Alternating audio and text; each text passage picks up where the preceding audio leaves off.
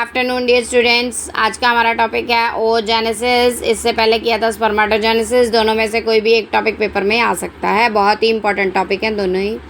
तो सबसे पहले इसकी डेफिनेशन समझ लेंगे। तो डेफिनेशन है बेटा, formation of haploid female gametes called ओवा फ्रॉम ओगोनिया। ओवम का बनना ओगोनिया से, that is called oogenesis.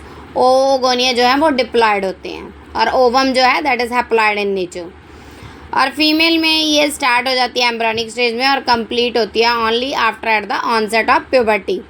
And only 1 out of 500 oogonia is stimulated by follicle stimulating hormone to mature. तो oogenesis जो है it is a discontinuous and wasteful process. अब हम इस प्रोसेस को समझेंगे। तो बेटा इस डायग्राम को ध्यान से देखिए। इस डायग्राम में बेटा आपको लिखा हुआ है मैंने primary germ cells, primordial germ sales.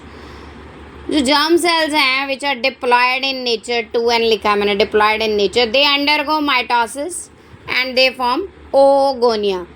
तो पहली स्टेज होती है मल्टीप्लिकेटिव फेज। 3 फेजेस होती हैं ओजेनेसिस की बेटा। मल्टीप्लिकेटिव फेज, ये मल्टीप्लिकेटिव फेज है जिसमें जर्म सेल्स जो हैं माइटोसिस डिवीजन से change into diploid mother cells that are oogonia. Oogonia are diploid mother sales.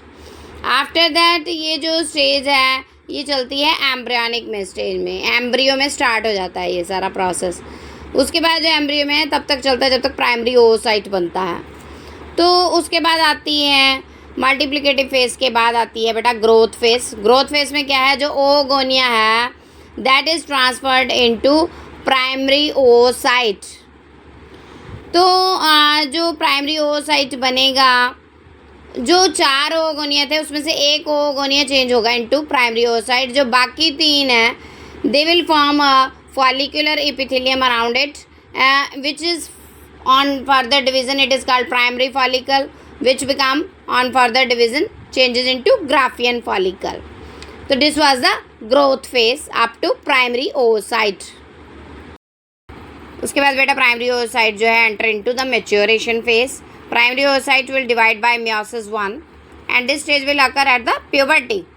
और meiosis 1 के बाद ये 2 तरह के सेल बनाएगा। जो बिगर सेल है उसे कहते हैं secondary oocyte और जो स्मॉलर सेल है that is called first polar body.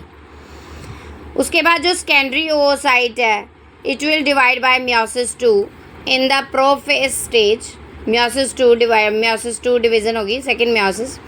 जो secondary oocyte है वो N है, हैप्लॉइड है। उसके बाद जो सेकेंडरी oocyte है it will change into the egg या ओवम हम बोल सकते हैं इसे, which is haploid in nature and it will change into smaller cell that is called second polar body. और जो फर्स्ट पोलर बॉडी है इट विल ऑल्सो भी change into 2 polar bodies. At the end ovum will remain, 3 polar bodies will degenerate. उसके बाद बेटा ये जो तीनों फेजेस के बारे में आपने लिखना है ये नोट कर लीजिए। जिसने मेरा चैनल नहीं सब्सक्राइब किया वो सब्सक्राइब ज़रूर करें। It will be very helpful for you. Thank you so much.